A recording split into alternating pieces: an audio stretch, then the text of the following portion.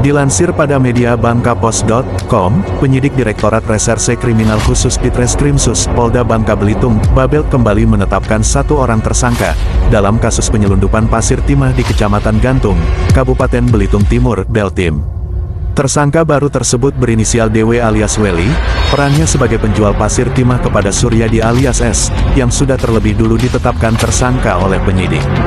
Penetapan tersangka DW alias Weli disampaikan Kabid Humas Polda Babel Kombes Pol Fauzan Sukmawansyah pada hari Sabtu tanggal 22 Februari tahun 2025. Dari hasil pengembangan dan penyelidikan, Ditreskrimsus Polda Babel kembali menetapkan satu orang tersangka yaitu DW alias Weli pada Rabu tanggal 18 Februari tahun 2025 kemarin, terang Kombes Pol Fauzan Sukmawansyah. Perwira berpangkat Melati 3 ini pun menyebutkan, dari hasil pengembangan didapatkan fakta baru DW alias Weli telah melakukan penjualan pasir timah sebanyak 2 kali kepada tersangka Suryadi. Untuk DW alias Weli ini adalah penjual atau penyuplai barang pasir timah ke tersangka Suryadi.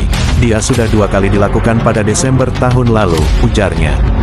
Sampai saat ini, tim penyidik dari Ditreskrimsus Polda Babel telah melakukan penahanan terhadap tersangka DW alias Weli untuk selanjutnya dilakukan pemeriksaan lebih lanjut.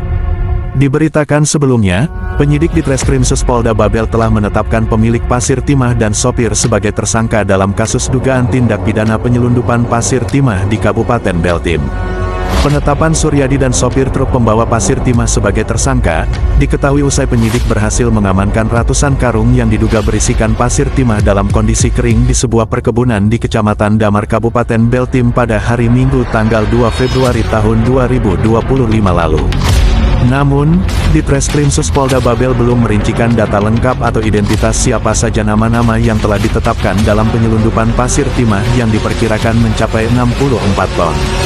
Sejauh ini sampai berita ini ditayangkan, pihak redaksi belum berhasil untuk melakukan konfirmasi pada tersangka.